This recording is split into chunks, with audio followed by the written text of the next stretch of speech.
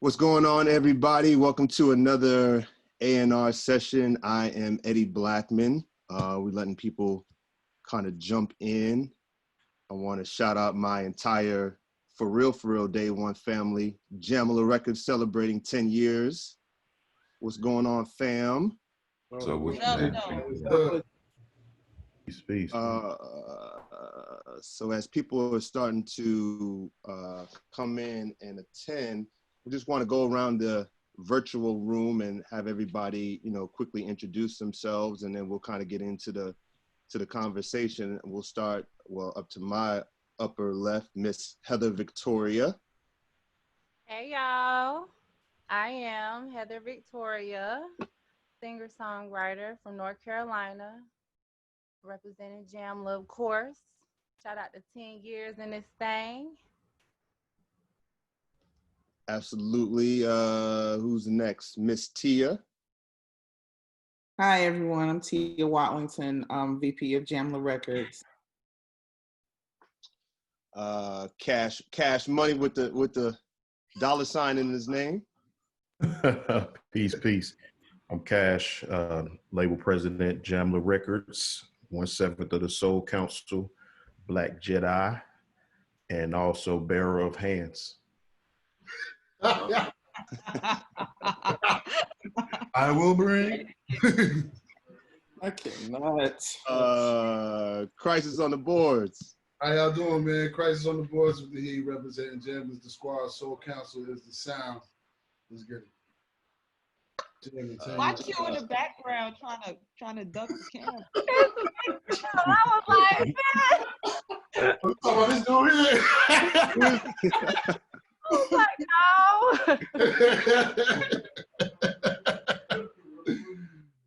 no. Next up, Eric. Hey, I make beats and I'm the white guy on the thing. Yo. Eric already starting early. E. Jones. This is E. Jones, Director of A&R, producer of Jamla Records. Very happy to talk to y'all and to be celebrating 10 years. Young Rap Diddy. Yo, what's up? They call me Lil Hot. Never heard of you. Yo.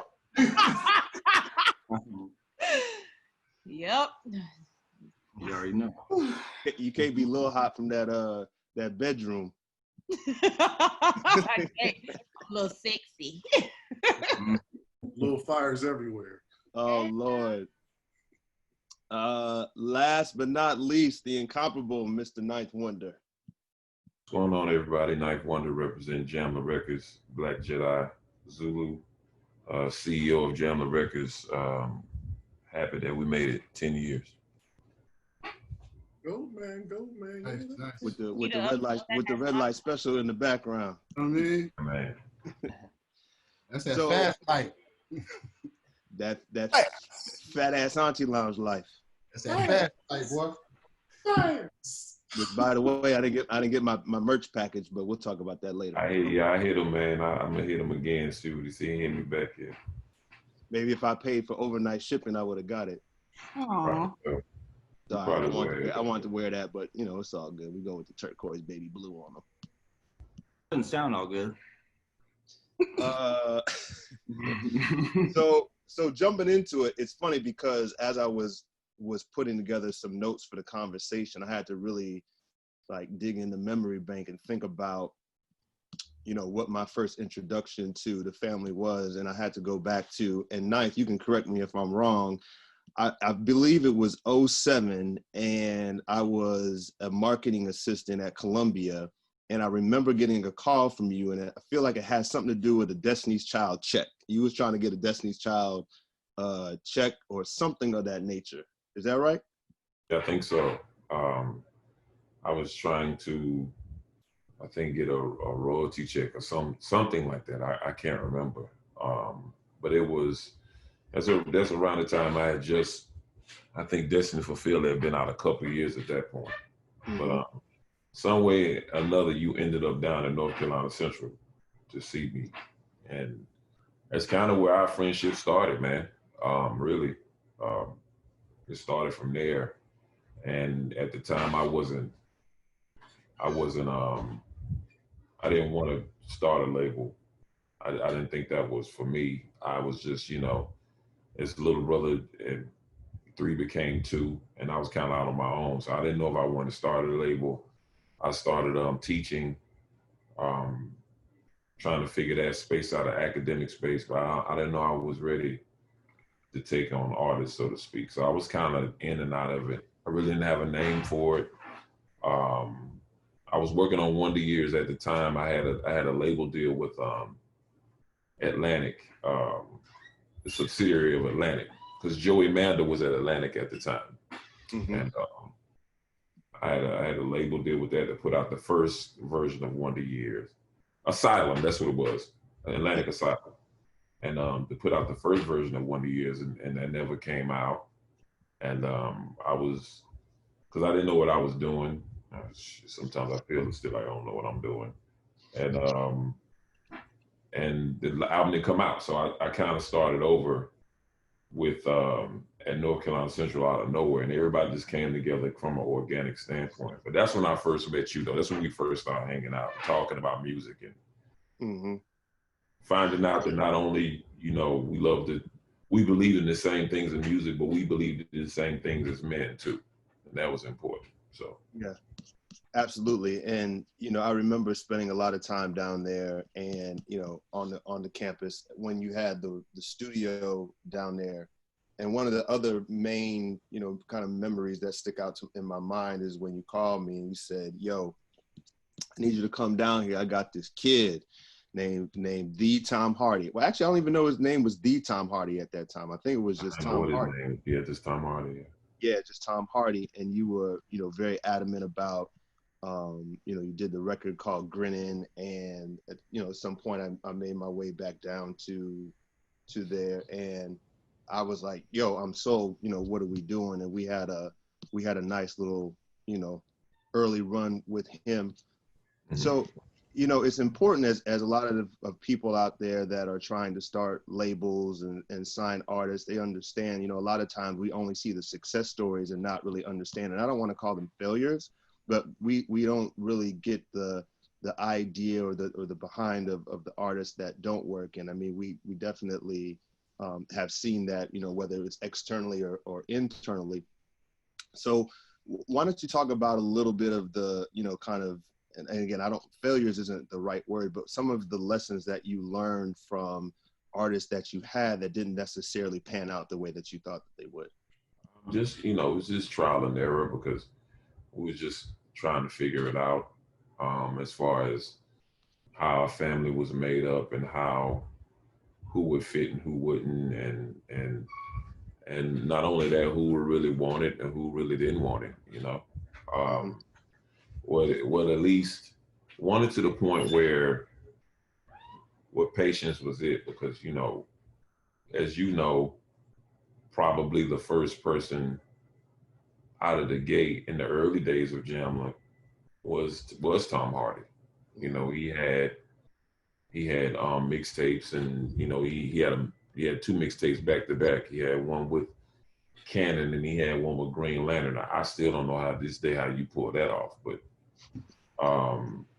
and not only that, he had Freeway on his tape, and Young Chris and Yellow Wolf, and Mickey Halstead. Some people now that are not even in the game anymore, or now I think Mickey Halstead is G Herbo's manager, I believe. Yep. So, just trial and error, man. Just sometimes life get in the way. I've always said to artists that life gets in the way. Life can take you another way, and you can kind of step away from music, and this might not be for you, but everything happens for a reason, I guess. And we learn from it, and like I said, we still here. The ones that are supposed to be here are here. I agree with you. I don't call them failures. I just call it life, and mm-hmm. That's what it is. Yeah. Yeah, I mean, listen, we all judge success differently, and so again, they're not failures, but they're more learning lessons. switching to, how everybody got here, I want to go around the room and really let everybody get a chance to, talk about how they got connected to you, because this is definitely, a homegrown label, if you will. There's a lot of labels that live in New York or Atlanta or LA, but, this is one of the only ones that come to my mind that don't reside in one of those markets. So I want to just go around and talk, about how everybody is connected and kind of, because you're only as strong as your team. And then, you have a very strong team that may not always get the recognition that they deserve. So I just want to go around and talk about that. So I'll start with Cash. Yeah, so I met Ninth, oddly enough, in 2005. I was a sophomore at NC State. He came by to talk to Rapsody's then group, Cooley High. Just listen to some songs, get him some feedback. At the time, I think they were passing out pilots for the minstrel show. That was my first introduction to him as a, in person. I was obviously already a fan of the Justice League and everything that they were doing, being from NC. At that time, I wasn't making music at all, but one of my really, really good friends and music producer in Cooley High, Dennis, also professionally known as the Synopsis, introduced me to Fruity Loops. Started messing around with it probably about a year and a half later. Then, like as Knight was saying, the timelines just kind of matched up. He started teaching in North Carolina Central. I was at NC State, so we would ride the 25, 30 minutes to Durham, sit in his class, go by the studio. I started to kind of hang around a little bit more, to the point where he, because I'm not one of those people that would necessarily announce myself. I walked in the room. It was more so like, oh, it's cool. Like, people are in here making music. This is dope. My friends are here. And then, it kind of blossomed into more of a friendship than anything else between me and, myself in Ninth. And obviously I was already friends with Rap. I'd known Rap since I was a freshman in college. And then of course I got introduced to E. Jones, and, but from there I had started dabbling with music. And I remember it was a group that Knight was working with at the time at North Carolina Central by the name of N1 Platoon. And I had this fake MySpace page with beats on it. My face wasn't even on there. And one of the guys in the group asked me, could he have the beat? And I wasn't even thinking about it. It was just like, oh yeah, whatever. So he decides to record to the beat at Central. And I didn't know. So Knife sitting at the console and he's like, whose beat is this? And everybody's kind of like, oh, that's Cash beat. He was like, really? Like, you didn't even say you made beats. And I was like, Cash don't make beats. Literally. So that's kind of the beginning of that. And then, like you say, we 12, 13 years in, technically, if we're speaking from how long I've actually been in the fold and just making music and dabbling around. Mm-hmm. And yeah, and now I'm the president of Jamla Records. So it's serendipitous, to say the least. Definitely wasn't something that, if you would have asked me 13 years ago, that was going to be the case. Mm-hmm. I wouldn't have been able to say that was what was going to be. I didn't even necessarily think I would be making music per se. So, yeah. Tia. Let's see. I got here a little different. I have known Ninth since 1989. So we were 8th graders going into the 9th grade when I met him, June of '89. Fast forward a whole bunch of years, and I think we were all, some of our friends that we all grew up with, our core group of friends, we were all hanging out one holiday or something at somebody's house or something. I can't even remember exactly where it was. And I was being nosy when I walked past Knife's computer, and he had probably about 10,000 emails unread. And if anybody knows him, they know that he doesn't delete an email. And so I was like, yo, why do you have that's ridiculous. So I tried to get him that weekend just to kind of go through all of them. A lot of them could have been like updates or whatever. And I was just like, hey, can you just go through them? So we got through some of them. And then the next day it was back up to the same number. So I was like, yo, you ought to let me help you. I said, I don't, he was like, no, we've been friends too long. You don't want to, I don't want to get you involved. I don't want to do it. No. So of course I nagged him for a while. And then by the time the weekend was, so I was like, look, you need to think about it and let me know. So every couple of weeks I would just call him and nag him about it. And eventually he gave in.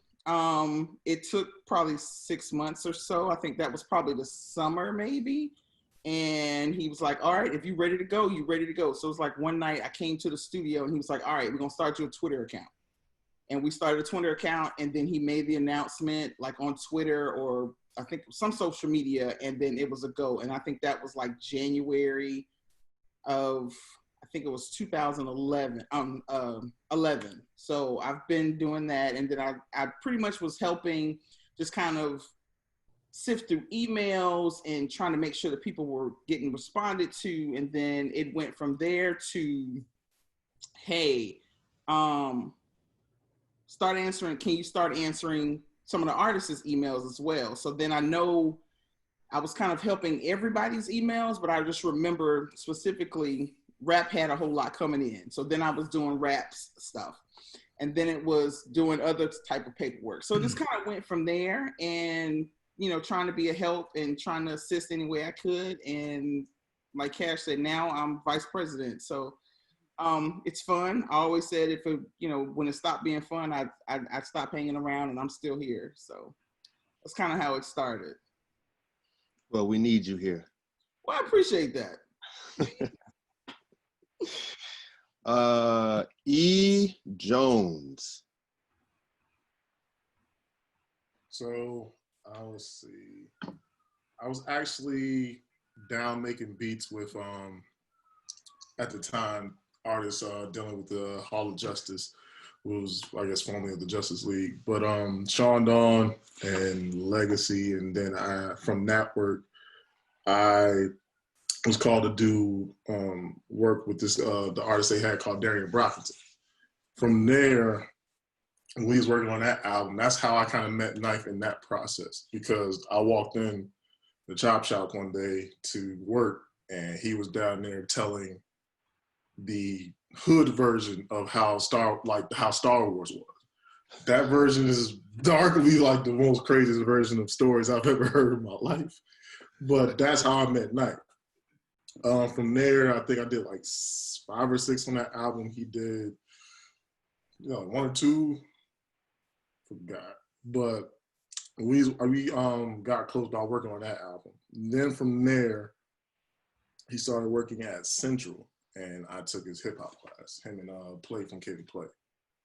When they built the studio, that's when, you know, we was all like just in one space together for like more than like half the week, if not like 7 days a week, because it became like the hangout space. Even like on the weekends, like people would come in and just, you know, chill, watch TV, eat. He'll probably be in the first room making beats. I'll be in the other room making beats until, you know, months pass, and he starts asking me to, like, you know, do instrumentals or like just play over the actual samples or replay samples and things of that nature. So that's how me and Knife got close, till one day he was just on the road. He was coming back from, I guess he was teaching. Is he teaching or was one of CIAAs? And he was talking about starting a label, which was Jamla.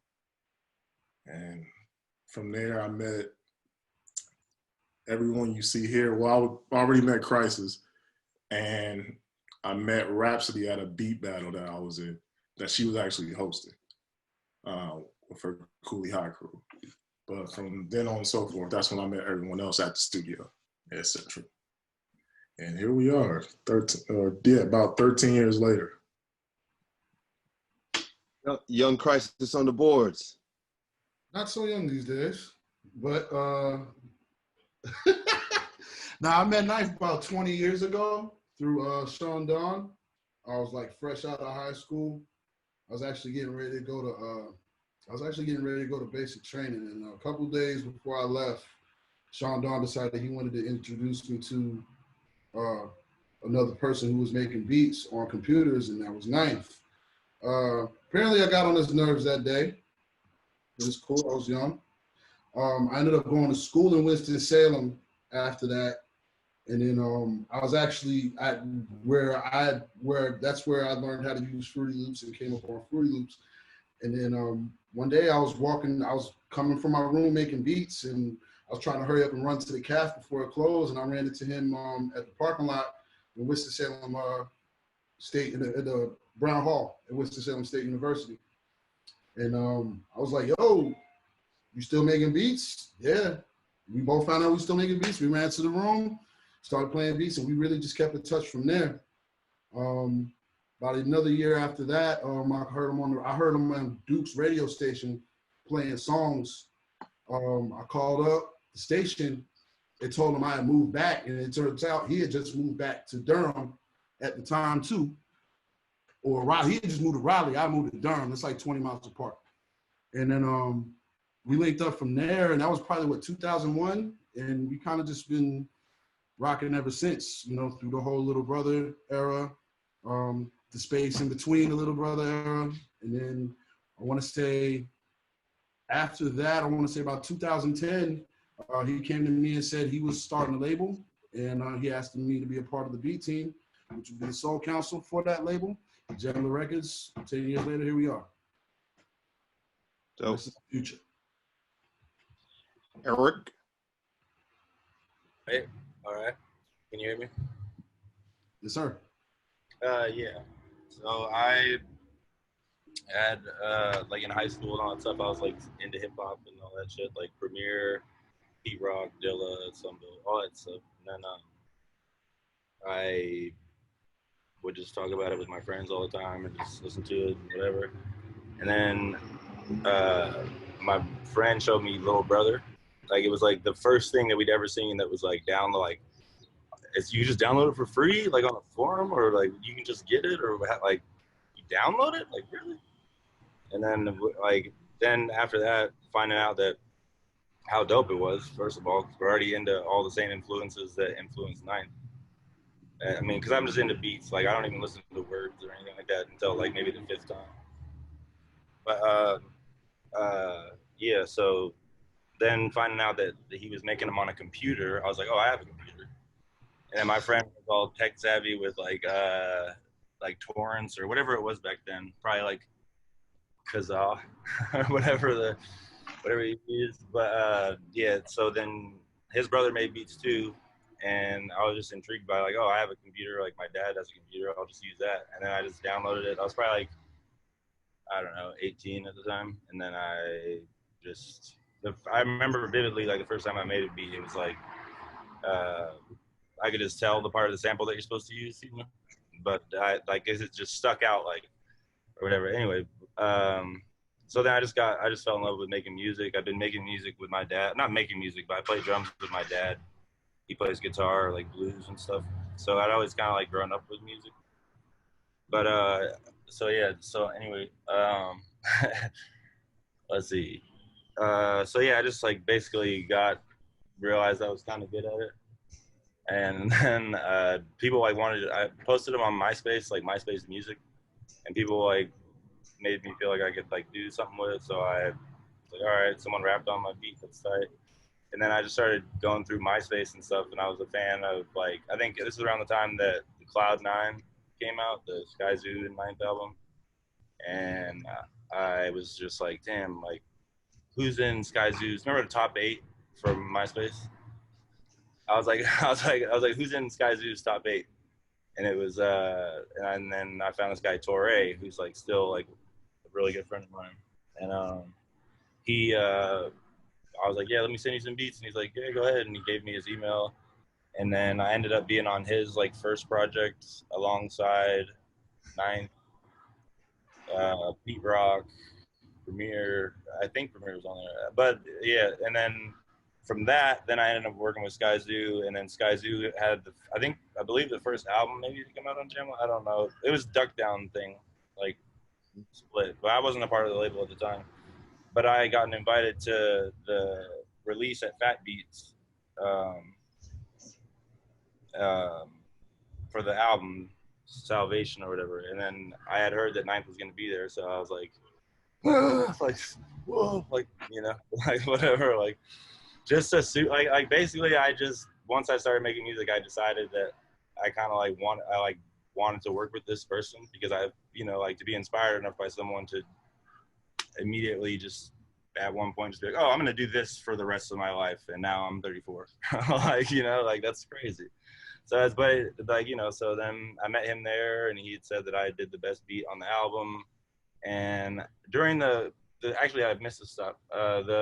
The Torre, I went out to Coney Island for that Torre album I was talking about first, and that's when I met Khrysis and a couple of other people that were like around. So yeah, I just kind of started shooting beats to them. Rap came over. Then after the Fat Beats thing, this is so scattered.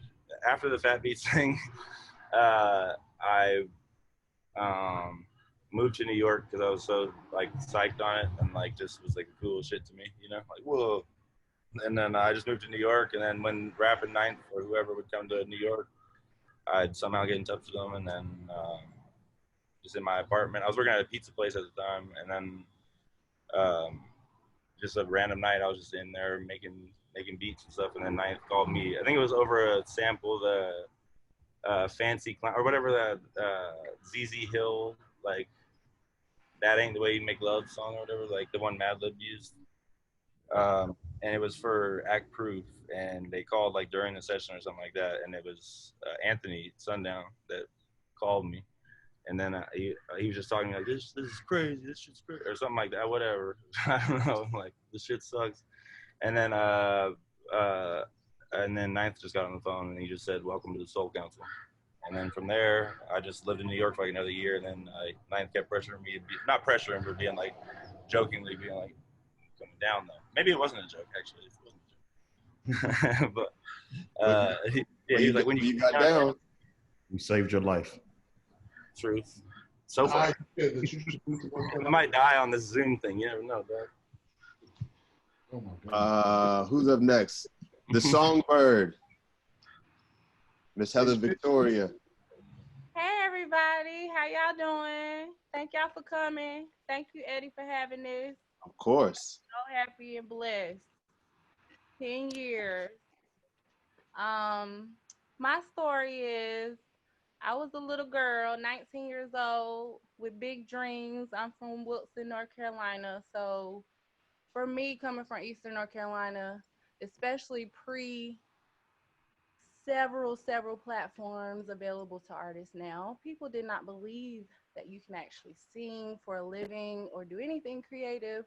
So I was the outstanding person in my family and in my school who believed that I could do something. I always had a big drive. I always felt like I could communicate well, even as a young person. So I met Ninth as a student at North Carolina Central University. I was a sophomore, and I took his history of hip hop class as an elective. I had heard through the grapevine that he also was in charge of the studio on campus at the time. And prior to that time, I had only recorded probably twice in my lifetime.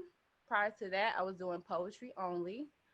So I had a couple of demos on a CD in my bag at all times. And I asked Knife, is it okay if I play you some stuff? Can I come by the studio, whatever? This was prior to me just getting in touch with him. Just, you know, I had to ask several times. As you would, you know, just kind of assume, lots and lots of people was trying to get in the studio. It was exclusive, and, you know, everyone wasn't invited. You had to be invited. So one day he granted me that and invited me. I played my demo. It's a song called Warning. Jones was there. Knife was there. Several people were there. It's been so long ago, I can't remember who I was there. But nobody knew me. And by the time the end of that day, I just felt like so welcomed. Everyone told me that, you know, I had a great sound. And Knife asked me what I wanted to do.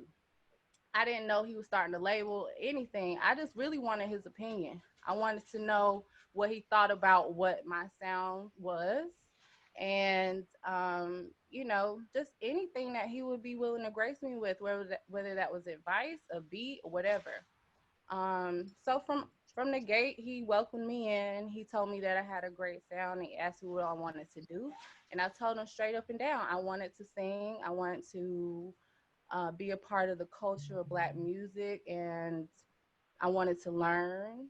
And I wanted to, you know, just do music and continue to be inspired by, you know, people like Mary and Aaliyah and Destiny's Child. All of those artists were always 1000% inspirational for me.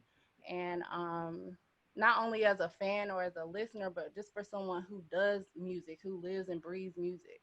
So I feel like it was fate, you know. I didn't know. I knew that Knife was a wonderful producer, but I didn't know of all his accomplishments, his accolades, who he worked with, all that. I just knew that he was brilliant and he had access to the studio, and you know, we went from there.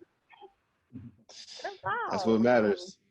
Yeah, it's all about the access to the studio, man. That's really That's it. Access, baby. Forget everything else. We just need to get in that lab. taking anyone actual value into consideration. Like, we got a studio. Like, Well, yeah. I was outside. I was like, Rap Diddy. Oh, I'm so weak, man. I tell you, I love all these people. Man, Heather, Burn it you up, gotta Rap. be weak, bro. I be weak, cuz. wrap it up. Come on. Let's go. Wrap it up. Oh, bro. I was a little girl. Yo, With big. I love y'all say that because to say this how much love we got with each other, we family for real.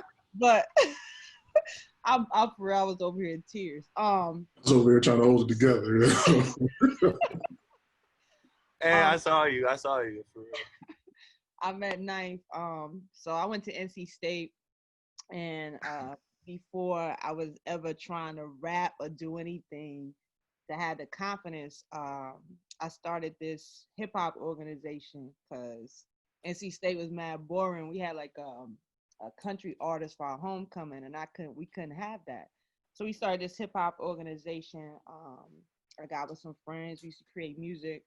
They the ones, Charlie Smart's one of my best friends out of Cooley High, who got me in the booth to even rap. So I did this mixtape. This was it was entering the fall of 2005. So like Cash said, I don't even remember Cash being at the house. That's how like out of it I was, because Ninth was coming that day. But we did this mixtape, and Tom Foolery, who's in Cooley High, was shadowing Knife at the time and had asked him to come talk to us. So we were at Tom Foolery's house in his bedroom. It was probably like 20 of us. I was the only girl there, sitting in a corner. But Knife was coming to listen to our mixtape, to give us advice, tell us about the business. He was doing all of that. Again, passing out the pilot for the minstrel show. He played Jean Grey's Genius at the time before it came out. So, you know, he's going through everybody's song, and I don't know, I was like track 15 or 16, but it was a song called My Life and a song called Come Close, or Closer. It was something like that. But that was my first time being introduced to him and him listening to my music. And that day he just kept saying, you know, play it again, play it again, play it again. And he looked at me and he was like, you know, out of everybody, that's your star. So that was the first time, like, you know, anybody of his stature, especially being from North Carolina, had told me that I was talented enough to do it. So yeah, I tell everybody it was just like a gas on a match, you know, just created something. So after that, like, you know, he would be at the chop shop at the time, you know, working on music, whether it was Buckshot or with Talib Kweli. And, you know, he kind of gave us, for the most part, an open door just to come in and be a fly on the wall or watch him make beats and ask questions. And that's what I did. I was, you know, the studio rat, the kid that, you know, I just wanted to learn and observe. It would be days I was working at Foot Action and the guys would call me and like, yo, Knife said be at the studio in 20 minutes. And I would leave work, about to get fired, but I was out. So, you know, he just kind of took me under his wing. And then I want to say it was 2009. He had made the announcement on the lawn that he was starting a label. Or No, he didn't make the announcement. I got a manager. His manager was Vince Clark. My manager was Vince Clark, which was one of his best friends. And he asked me, what are your short-term, what are your long-term goals? And, I told him one of my short-term goals is I wanted to sign with Ninth or work with Ninth. And he was like, I think that's possible. So he brought me to Central. Me, him, and Ninth got in the back room and we talked about it. And Ninth was like, pretty much, yeah. So he was like, I'm going to start a label. And at the time, he started 2 labels. One was Jamla and one was the Academy. On Jamla was myself, Skyzoo, Remo, Tom Hardy, and GQ. On the Academy, it was Actual Proof and One Platoon. I can't remember who else, but, those 2 labels. But that was how, I met him. Like everybody, he's humble. He's a teacher first. I watch him all the time. People stop him and ask him for advice, listen to the music. If he has the time, he's going to do it. And he did that for us. He pulled up one day and, we've been rocking ever since. So, yeah. So I think it's safe to say that, Ninth has created, roots in North Carolina for artists, executives to come and to flourish. He's created a family environment.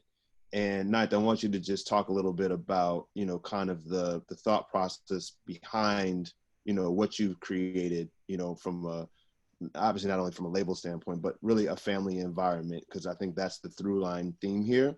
And then also, talk about how important everybody in terms of your team is to you, because obviously not only are you a producer, a professor, I mean, you have so many different things going on. Talk about how important the team is to you.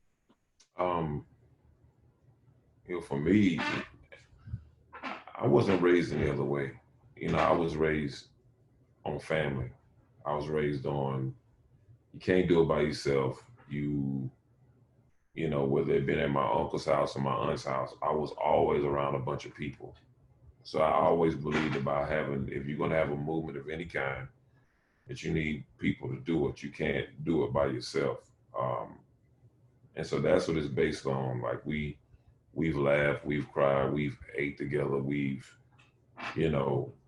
any particular tragedy, anything we've dealt with together for the most part, as much as we possibly could. So that's the only thing I know. I don't know anything else really. As far as the team, like one of the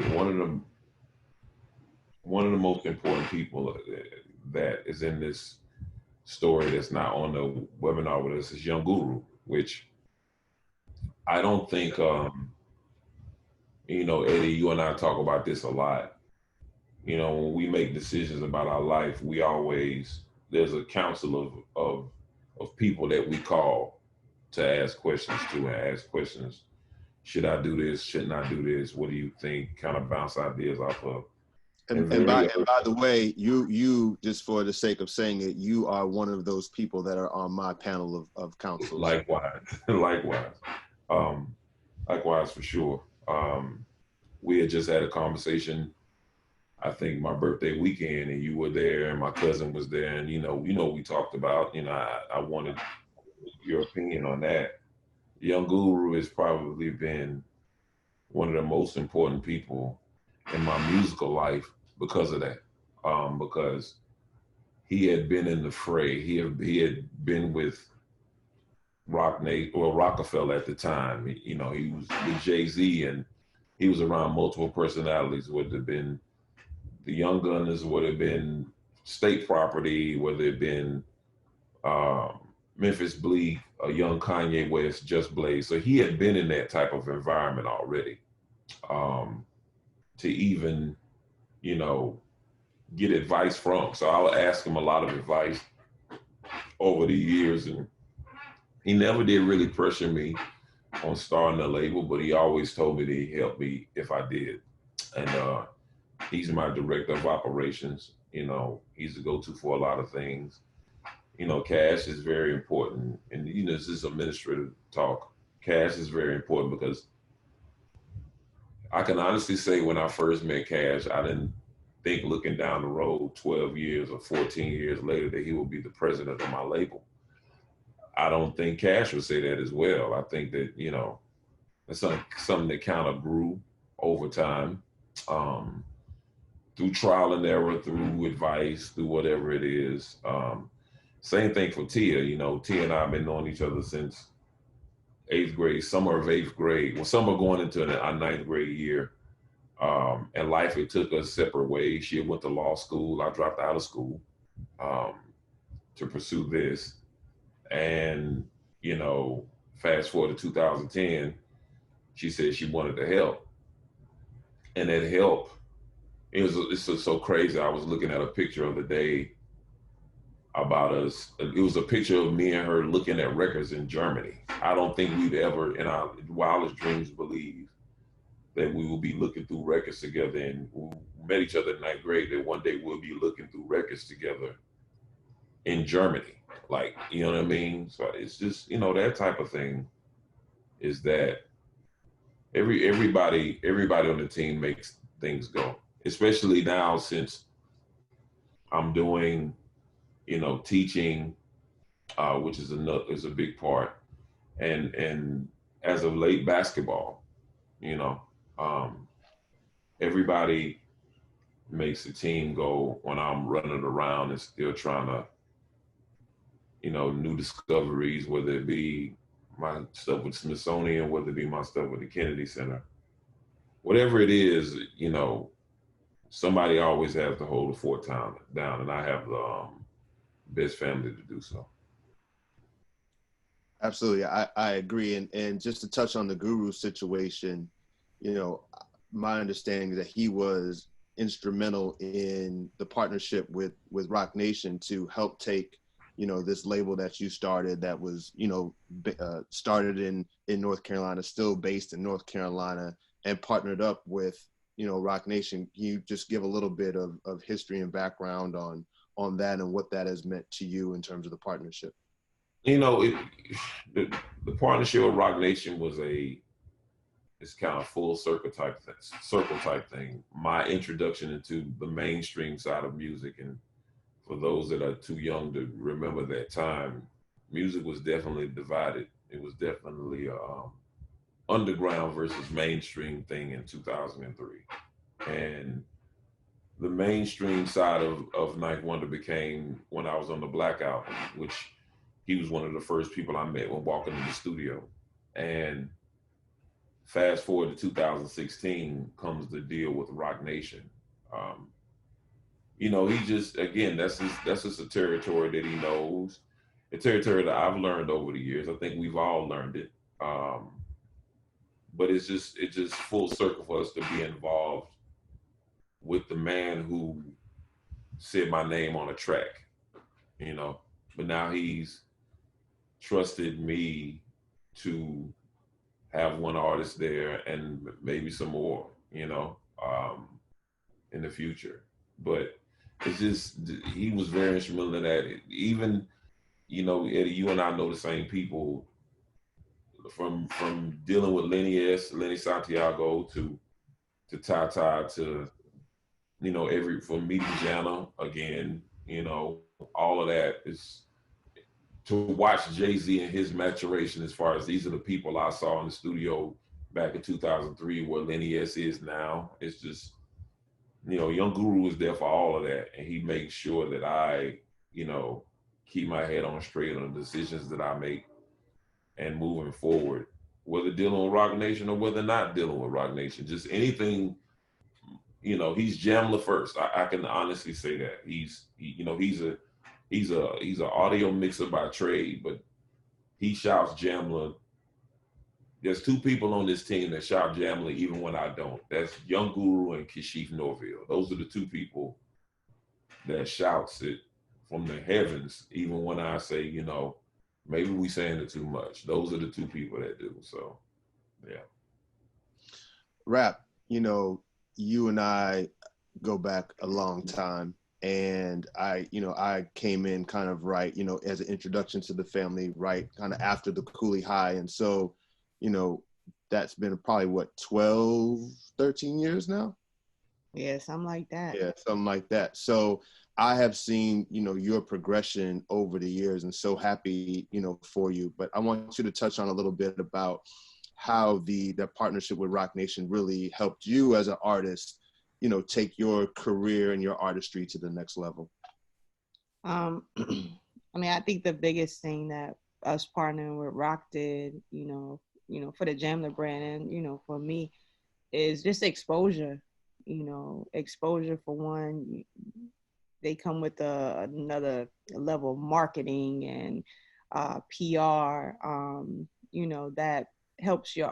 At the end of the day, I think the biggest thing that differentiates us from other people that are successful is how much are you put in front of people to be exposed to hear your music. And I think that's just one of the biggest things, you know, outside of everything that I've learned with Jamla, that Ninth has taught me, you know, so much. Being able to go in the office too and learn even more about PR and licensing and, you know, things like that, and how it works on that end of things, you know, it's just helped me too. As well as, you know, just the Roc Nation brand, and that's associated with Jay-Z, and, you know, just putting Jamla and Ninth Wonder beside the name of a Jay-Z and a Roc Nation, you know, that by itself is going to raise your level, because it validates you in a different way. You know what I mean? And today, a lot of people move off of validation. There's so much music coming out every single day, and you're trying to sift through it. And it's like, what should I pay attention to and what should I not? And if there's something like a Roc Nation or Jay-Z that validates you even more, you know, that helps, you know. So that's the biggest thing. But, you know, for the most part, outside of, you know, just helping us push the joint, it's still Jamla behind the creativity of it all. Because everything we bring in the Roc Nation, we bring in done. You know, we come up with our own marketing ideas, and, you know, we hit them to give them the vision, and they help us expand it. So, you know, it's just family on family. At the end of the day, we do our part, and then they do their part. And I think you have two labels like that are strong in whatever areas that they're each strong of, and they come together and put that together. That's when you have the monster that you have. So, you know, that's how I feel like it's helped. You know, we just two labels that have the same vision and love for the culture and family oriented style. So, you know, we work well together. Tia, Cash, and E. Jones, I'd be interested to get your, you know, perspective. Obviously, you know, being the, you know, kind of the muscle behind everything, and really helping move the label forward. I want to talk about, you know, and you don't sign a lot of artists, but when you thinking about signing artists, right? What is it that you're looking for in an artist? Because obviously you have Heather, you have Rapsody. And there's been other ones over the course of, you know, the last 10 plus years. Like, talk a little bit about that. And Tia, you can go first if you'd like. Actually, that's a Cash and Ninth question. That's not my lane. Skirt, Cash. That's not my lane. I think it's more of a fit thing than it is a talent thing. Because I mean, it's thousands and thousands and thousands of talented individuals out there, but I would say for the most part, we found, and I use this word all the time, it's been serendipitous the whole time. Like the most recent signees are Swank and King Draft. They were both students at North Carolina Central, and even the way they became a part of the fold was very happenstance. It wasn't like they were forced down anybody's throat. You know, Draft came in as a part of another group with another young producer at North Carolina Central, and he was in Ninth's class. And I remember the day, because I would sometimes go sit in his class, and they had an album. It was packaged. They were like, you know, I just want to give it to you guys. And he handed it to Ninth, and Ninth played it. I heard it, and we were like, oh, this is kind of dope. Like, some, you know, we heard the potential, like the growth was definitely needed. And there were some things that they needed to work on as far as like recording and quality and stuff like that. So I think at that point, Ninth was like, what you think about letting them come and record at Bright Lady? And I'm like, okay, cool. Like, I had met them, you know, the energy was good. You're going to hear that word a lot. You know, they didn't seem like they were too overzealous, and they weren't looking for a quick buck. Because that's the thing too. You'll see artists nowadays, and it's easy to do if you're on social media. You know, you're in the game. Like these guys, they see these artists, they see the success stories, and they don't necessarily know what goes into it. These guys were willing to just show up and work. Same thing with Swank. Swank wasn't even in ninth class the first time. He would just come sit in. And then once he actually got into class, he was doing videography work, some photography work. His group did a great job on a project. He started doing a little bit of video work for us. Then we found out that he could rap. Like, so it just really happened that way. So I can say that for the most part, pretty much all the artists that we have added that weren't a part of that original group, it was all pretty serendipitous in how they became a part of it. And it was more so about how they fit in our family and the energy that they gave off.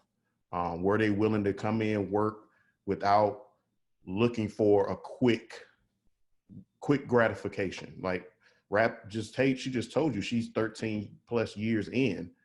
You know what I mean? So like how do you quantify that to an artist that thinks, oh, well, I'm nice, I can rap, I'm the nicest, or producer, I'm the nicest, I should be getting this notoriety and I should be having this type of success.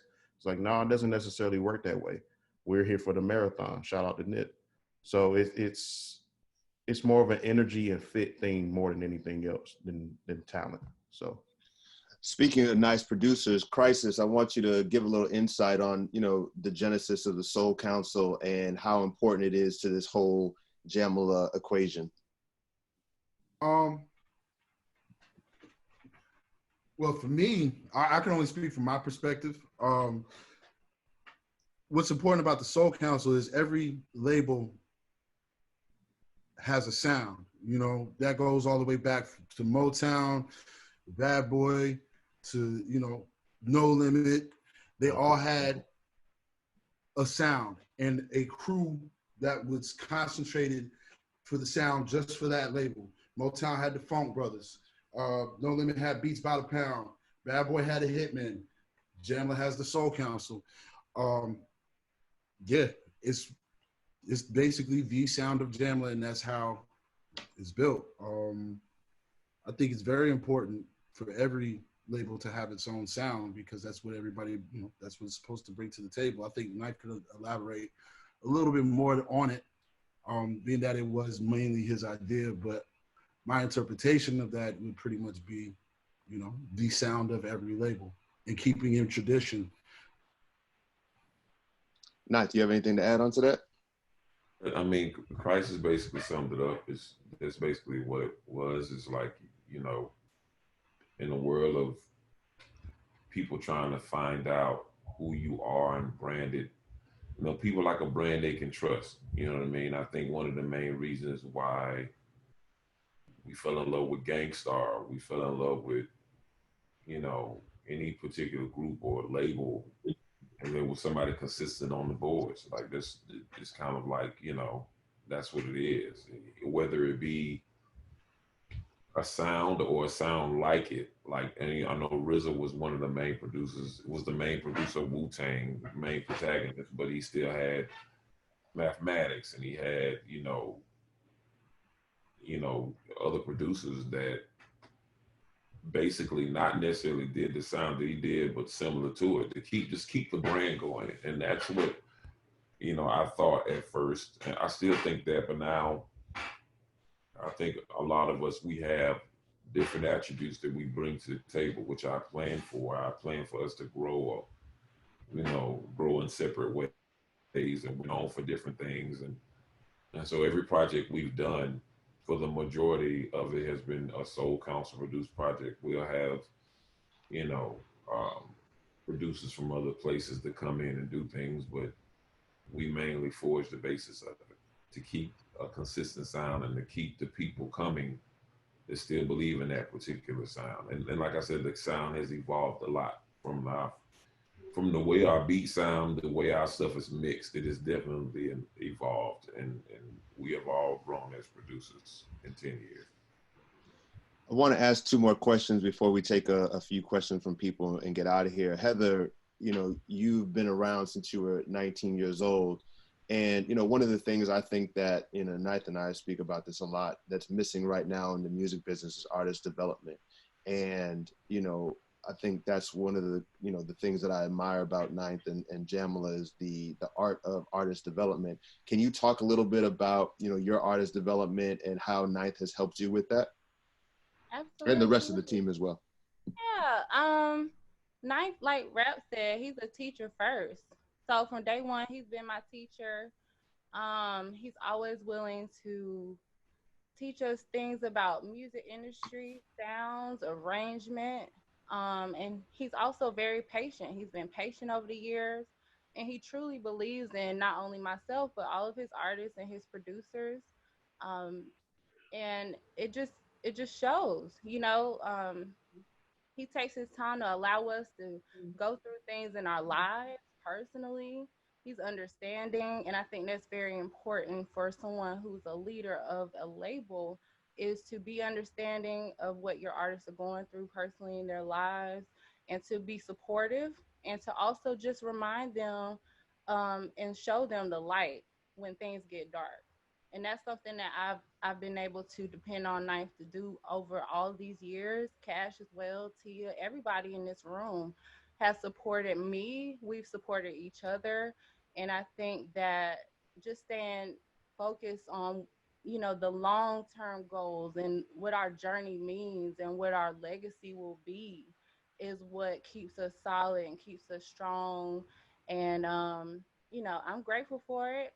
And artist development is so important. I think it's something that's missing in the masses of the industry today. It's a lot of microwave music, a lot of people in and out, a lot of get money, get out. And I feel like I was inspired to sing and do music based off of a legacy of music and artists who didn't make popcorn music. So in order for us to keep our legacy and our culture thriving and as beautiful as it is, you know, we just got to do better. And I believe strongly that we are doing our part as a label to do so. One of Rap's first, it still is, her sayings is culture over everything. And Jamla as a whole has always been about the culture, and I'm very proud of that. And I think I can speak for all of us when we say we're thankful for nice leadership and, you know, believing in us from day one and allowing us to be ourselves. So. I think you hit on something key, and I'll end this portion of the conversation before we get a couple questions in. Was legacy. And, you know, every label, whether you look over, you know, when you look over the history of music, the Bad Boys, the Death Rows, the Rockefellers, et cetera, they all have, you know, have a great run, and then they reach their peak. And then at some point, obviously it starts to descend. You know, I don't personally think that Jamla has reached this peak yet. And so when we talk about legacy, you know, and being around 10 plus years, Ninth, if you can just give a little, you know, thought about what you want the legacy of Jamla to be and what the next 10 years looks like for you and Jamla. I have no idea, man, as far as what our next 10 years. I mean, I hope, you know, we all hope and pray that, you know, we'll be successful and continue to climb. My thing is always, you know, I went to not this May, but last May, I think, or May before that or whatever. You know, TDE came to town. They was on the championship tour, and you know, they were all on stage, and you know, we went out there. And what was crazy about the championship tour was they were doing this big tour, and that was year 14. And I always thought that, you know, there were two labels, were actually three labels that I always looked at as like a marker. Raucous, because not necessarily the music they made, but they gave people another option. TDE and Most Dope were the kind of the ones that we kind of leaned on in our early days. If we couldn't get a feature from anybody, we can get one from either Mac or we can get one from somebody at TDE, which, you know, still to this day, we still have a relationship with Top Dog Entertainment. But that was one of the things that I looked at as far as TDE is concerned, that they were seeing the spoils of their hard work 14 years in, 15 years in, right? That's a long time, 16, 17 years. Kendrick put out his first mixtape in 2003, 2004, and where he is now, it took him a long time to get there. It took Top Dog from different logo changes to different staff members to different artists to J-Rock being first and out the gate to, that whole scrimmage part of the growing process can take a very long time. And, it may be a good thing that people always say to me and say to everybody else on the label, oh, you should be recognized more. You're underrated. You should be recognized more. Well, you don't want it too fast because stars fall quick, and you want a slow climb so you be able to have staying power instead of getting it all at once and then you losing it all at once. So it may take us another 2 years for everybody to be saying our name, but when everybody starts to say our name like that, now the clock starts to really tick, and it starts to tick backwards. It starts to, okay, so now since everybody's saying your name, how long are you gonna be able to stay there? And now, because everything is 100 miles an hour now, and how long can you go that 100 miles an hour? And that's the biggest thing that we all have to figure out, and we're all gonna face. It's one thing to get there, but it's a whole other thing to stay there. And that's what, and hopefully the next 10 years we will be. For me, 2021 will be, next August will be my 20th year in the business per se, or 20th year of me even being in Little Brother. It'll be 20 years, and to say that I've been in the game for that long is, it's kind of mind-boggling to me. But then I look at DJ Premier, who's been in the game since 1989. You know what I mean? Dr. Dre since 1984. And this is only speaking in a hip hop sense. Cass is still doing it and still legendary and still putting out quality work. So, hopefully in 10 years, we'll still be here and we'll still be making music and still changing lives and able to pay it forward to people musically and other ways too. So, well, if I need a beat, I hope you're gonna take care of me. You gotta ask Cash. Before we get out of here, there's a couple people that have some questions, so we just want to take a few, take 2 or 3. We're gonna start with Will Wildfire. Sick. That's an artist name. That's what's up. Where's Will? There you go. I'm in here. How y'all doing, man? Will, what's good? Hold on. Starting my video, man. Yo, I just want to say, what's up? Oh, that's you. What's up, cuz? How you doing, Rap? What's up, man? It's good to see y'all, man. I don't have too many questions, but I just wanted to kind of tell this backstory because a lot of the stuff you guys have been saying has been real family based, and y'all definitely showed a lot of love.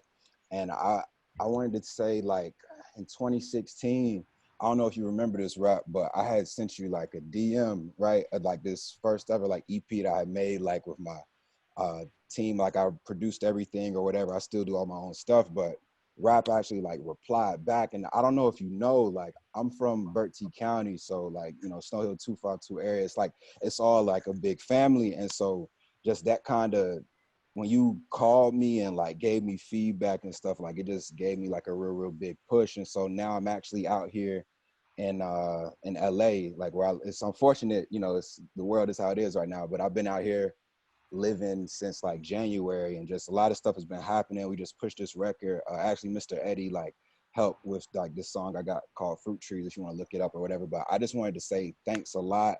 And the folks back home in North Carolina, like they need more stuff like this, because a lot of the homies are always wondering like, do you have to move? Do you have to leave and all that kind of stuff? And, you know, there's big hubs for it, but just to see y'all like grow and like be at 10 years and do all that stuff is super empowering, especially being from the 252 myself, man. So I just wanted to thank y'all for everything y'all doing, like for us back home, giving us hope. And, you know, if you need any songwriting or production, you know, just hit me up. But again, yo, congrats on everything. And I just want to say thanks again, Mr. Eddie. Thanks for doing this all the time, man. Like this is needed right now, especially with how the energy and stuff is, man. So just want to say thank y'all, man.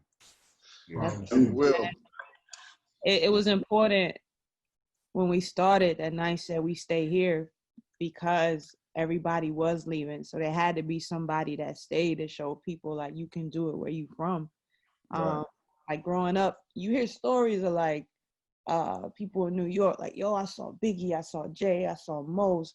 People on the West Coast in Atlanta, like you couldn't go out in North Carolina and see nobody shooting a video. You couldn't see nobody in the street. So that's one thing that was important for Knife to show that we could stay here and still, you know, make it and inspire everybody else around here. Like, yo, this is home. Like, let's protect home. But I'm glad that you're doing well. I'm gonna start calling Eddie Mr. Eddie from now on. Distinguished goat. Mr. Eddie. That E. Jones glass jokes. It's been dope, man. But I look forward to seeing more and more stuff that y'all do. And I'm excited. I'm excited, man.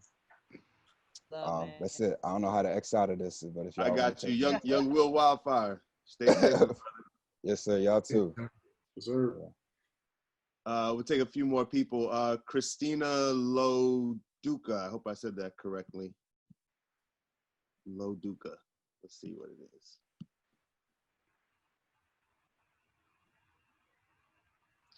It's like Jeopardy. Boop, boop, there you go. Boop, boop. Christina. Hey guys. Hey. Sorry about that. First and foremost, just want to say thank you for all that you guys have done and for being here today. Ninth, I've been following you for like a decade, and that's actually how I started listening to Rapsody. And just wanted to say thank you so much for the music that you guys put out and for being here today. My question is kind of twofold. I've been working in public relations for 10 years. I've worked on artists like Big Sean, DJ Khaled, Travis Scott. I launched Anderson .Paak. I did the Malibu Rollout World Tour and subsequent Grammy campaigns. And when I started out in entertainment, I had wanted to be an A&R. But when I graduated, it was during the streaming crash. So like labels were floundering and nobody was hiring. And so now that we have some time to sort of get back to, you know, focusing on our goals and getting really clear on, you know, where we want our careers to go, I would really like to try to break into A&R. I've helped develop artists, I've helped launch artists, and I'm trying to figure out how to be taken seriously. And I just haven't been able to accomplish that. And on a panel a couple of weeks ago that you guys held, you know, the advice they gave for working in A&R was to, you know, just start. And my question is, you know, kind of like chicken before the egg situation. You know, how do I get an artist to trust me, and how do I A&R them without resources, like from, you know, like a label, and you know, take me seriously and entrust, you know, their career to me. But how do I get a label to take notice or take me seriously? It's like, it's kind of a chicken before the egg situation. So I'd really like some advice on, you know, how you guys would suggest changing lanes with the experience that I have, and you know, where you would start. Are you familiar with Are you familiar with who Sylvia Robinson is? Yes. Okay. So for those that don't know that's watching, Sylvia Robinson is the woman who was the CEO of Sugar Hill Records back in the 70s. And the one thing I think that she really accomplished that at that particular time anyway, you know, in the time that we do live in a very, you know, sexist society when it comes in the music industry is very much like that on what they feel like women can or cannot do. You know, she basically, instead of trying to sit at somebody else's lunch table, she made her own. So, you know, and I think we've seen that several occasions after that. We've seen, you know, everybody from either Sophia Chen to Sylvia Rome to Mona Scott, like we've seen this before, right? So, my suggestion is instead of you becoming an A&R, being the fact that you do have experience, especially working on, I think you working on the Malibu album is you know, is out of control because, you know, I was a part of that album twice. Rap was on it. And I seen what Anderson did with that album. So therefore you were a part of it and you probably gained so much knowledge from working with from that album as well. So I'm saying all that to say, like, instead of just being an A&R, why don't you take it a step further to either start your own management company or start your own label yourself? I think that you could probably do that or start some type of faction where you necessarily don't have to call it anything. I think it's right now until you figure out what that is. But I think if you want to be an A&R, that means you have the ear to know what talent is. One thing about labels now, a majority of them know what talent is right now. They just know what generates numbers. I think you working on Malibu, you understand that that was a talented situation and the world needed to hear it. So for you, I think people would trust you with the expertise that you have to create your own faction instead of you trying to sit at somebody else's lunch table. You create your own. And if you have your own list of artists that trust you, that you either manage or you help them, whatever, with the connections that you have, this is the time when you need to go on your phone and call the people that you used to work for, if you're still in good standing with them, to say, hey, this is what I'm doing. Can you help me with this? Even if it's an email, even if it's a contact, I think that, you know, I think you have the chops to do it yourself, to be honest. Thank you. I appreciate that. Cool. Thank you, Christina. Be safe. We'll take two more. Let's go with Jonathan Jones.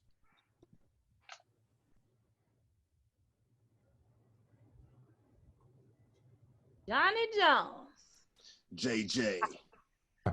Yo. Hey, what's going on, everybody? Johnny Jones, how you doing? What's going on? Yeah, my name is Jonathan Jones. I'm a producer from Kinston, North Carolina. Your name is what? 25.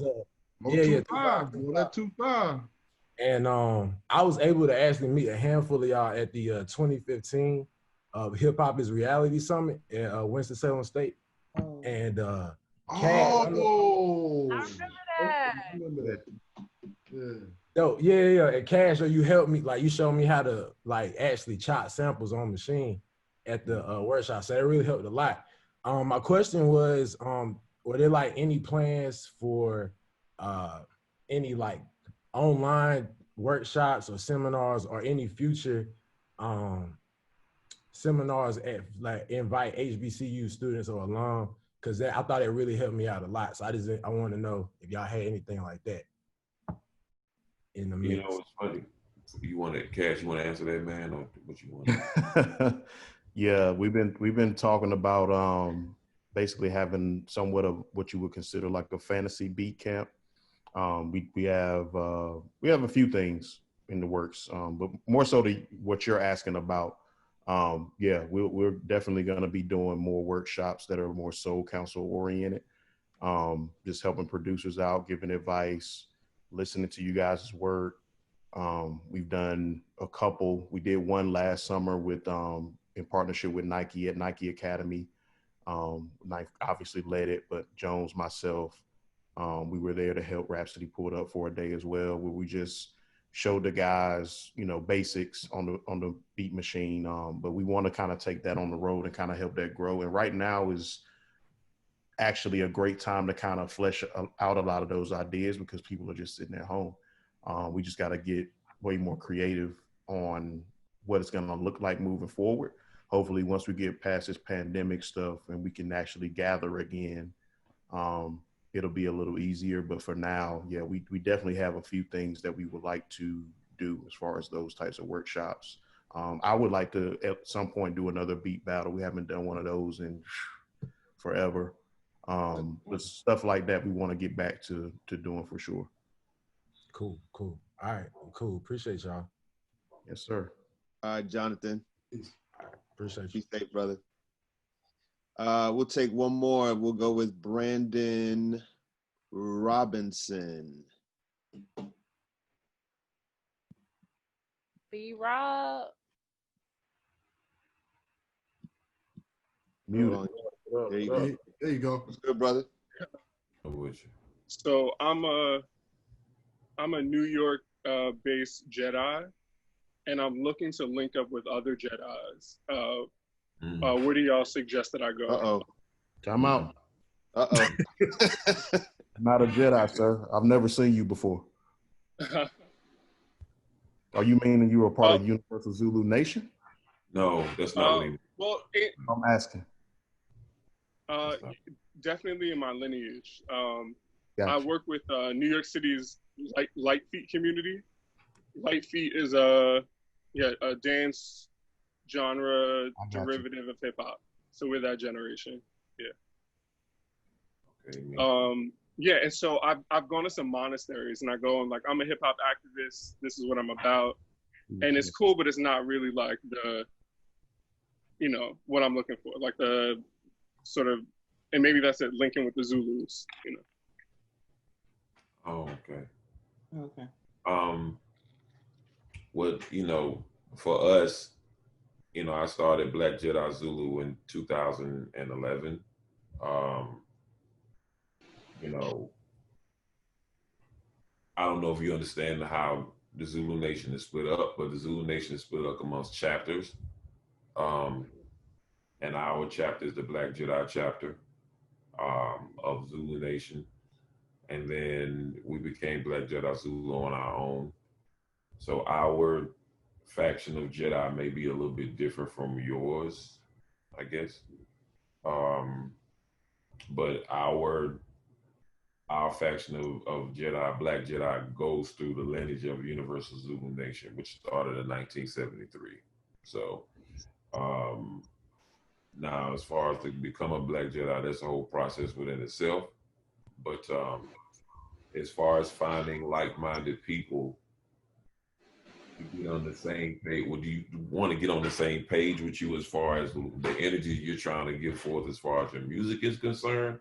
That's something totally different. I think that's, you know, New York City is a big place, you know, and we have, the one thing about me when I first started Jamla, or even when we first started Little Brother of Justice League, and Khrysis can attest to this, that we use the web, the World Wide Web, to find like-minded people, which is very important.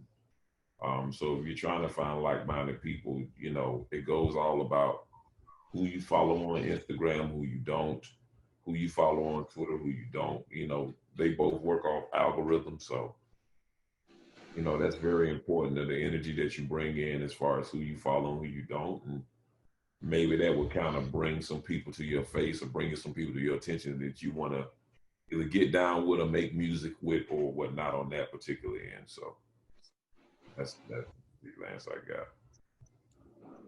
Cool, thank you. No problem. All right, Brandon, have a good one. Easy. All All right, that's it. I appreciate everybody tuning in. Before we get out of here, we got to do one thing. You know, I'm sure that everybody is at least aware of these, you know, verses that Swiss and Tim have been doing. So usually before we go, and there's one coming up, we do a quick 30 seconds. Luda and Nelly this weekend. It's kind of apropos that this is the down south battle. I got my team from North Carolina. We're gonna go around the virtual room, 30 seconds. Luda or Nelly? Heather, who you got? Tell me first. Oh. Ladies first. Oh, I don't know. Sorry. Pick one. Flip a coin. Pick one, yo. Pick the one. Just pick one. He said Luda. Luda. You said Luda. Rap Diddy, who you got? Well, you know, we was talking about this last night. They get 20 joints apiece. 20 joints apiece. 20 joints apiece. See, you got to think about their catalog. It's a tough one. My personal favorite is Luda, but Nelly got some jammy jams, so I'm gonna just go. It's gonna be a draw. But I'd also like to put in. I do. I think the scorecard is gonna be a draw. But if I had to edge out one, I think Nelly might have more bigger records. But after that, I want to see Missy and Buster. That's what I'm talking about. Oh, yeah. You didn't ask me that, but I shared it. I asked you. I didn't even say nothing. Please don't, please. That was 60 seconds of political correctness. Come on. That was for the chat. Tia, who you got, Tia? Luda. Khrysis. Luda. Cash. Luda in a landslide. Ooh, in a landslide. Why in a landslide? Because it's a preference, and I just feel like Luda, Nelly had a run though, for sure. I just didn't like his records like that. Just to add on, I'm gonna add on with Rap. I kind of agree with Rap. Like, of course, my personal is Luda, but objectively speaking, it's a fair fight. It'll be pretty even. It'll be close. If it's not a tie, it'll be super close. But it ain't about winners. It's about your preference. So Luda. Right. Luda. Please don't say that, bro. Don't say that, bro. You know what happened yesterday in our chat, bro. Don't do that. Luda. You flip-flopping Rap? Eric G, who you got? Nelly. Oh, okay. Come on, man. Are you just going against what everybody else is? No, just because the eye band-aid, the face band-aid thing for no reason. That's all. And then like I don't know. I always like enjoy seeing people with bust down Air Force Ones, like some white ones that are just like, damn, you've been through life. I don't know. Think more bells for me, you know. The people were definitely rocking Air Force Ones way before Nelly made a song about it. I know they've been rocked. I'm just saying that like it brings it to your attention. You know, like it's just like, oh shit, that's that shoe, and then it's like, and then you know, depending on how scuffed and how much the toe goes up like this, you know, I mean, the more the toe goes up like that, the more. E. Jones, who you got? I feel like we on NFL on Fox picking teams for Sunday. Who gonna win? All that stuff. But that's ludicrous by a landslide, man. This landslide. It's a landslide. He's talking about the question is ludicrous. I said draw. What about up in the candy store, that chocolate making right. whips and chains, handcuffs? Come on. Okay. Young Patrick, the last word. Who you got?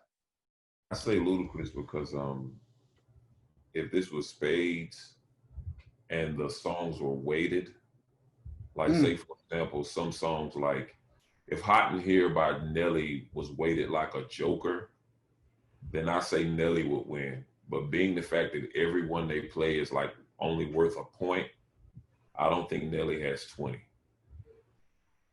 I don't even think he has 10. I give you that one for sure. That we can call out and say, okay, these are the 10 most recognizable. Of course, if you're a Nelly fan, you know everything. But if you're in a chat with a bunch of people, you're gonna have Nelly fans, you're gonna have Lula fans, you're gonna have a fan out of either to just know to know the hits that they have. If that's the case, then Luda has so many songs, like he has so many songs from Southern Hospitality all the way to Splash Waterfalls and every song in between. It's just Luda has more songs than Nelly. But Nelly has bigger songs than Ludacris though, but he doesn't have enough songs that last him 20 records. Far. Nelly also has a song with Tim McGraw, which is like a really bad combo. That's one of his big records, but like I said, that record was huge though. Yeah, it's one of his big records, but like I said, I mean, look at the title though. Look at the feature. I'm not there. Yeah, he got some big records, but like I said, if we sit up here and try to strain and call out 20 Nelly records, we can't do it. We can name about 10. We can definitely name 15 Ludacris records though. For sure. I'll give you that. For sure. I'm more well. All right. Well, we'll see how it all plays out on. I think it's Saturday. Nelly versus Ludacris. That's the after party's at the Fat Ass Auntie Lounge tonight. Yes. What time you kicking the Fat Ass Auntie Lounge out tonight? What is the Fat Ass Auntie Lounge? Fat Ass Auntie Lounge. Eddie done changed the name. He didn't change the whole name. Yeah, man, about your shirt. I'm still tight that I didn't get my sweater in time, but that's all good. What time we getting? 9 o'clock, 9? 9 o'clock, my brother. All right. HV, Khrysis, Cash, Eric, Tia, Rap Diddy, E. Jones, my brother Ninth. I appreciate y'all. Thanks everybody for tuning in, and we will see you next Wednesday. Thank you, Mr. Eddie. Thanks for having us, man. Mr. Ed, damn. Eric. Oh, and Eric. I didn't say your name. And Eric. Damn. It's all good, you know. It's all good. My bad, Eric. I've been going around the Hollywood Square. Sorry. That's fine. From Seattle. Thanks, everybody. All right. Love. Peace. Thank you.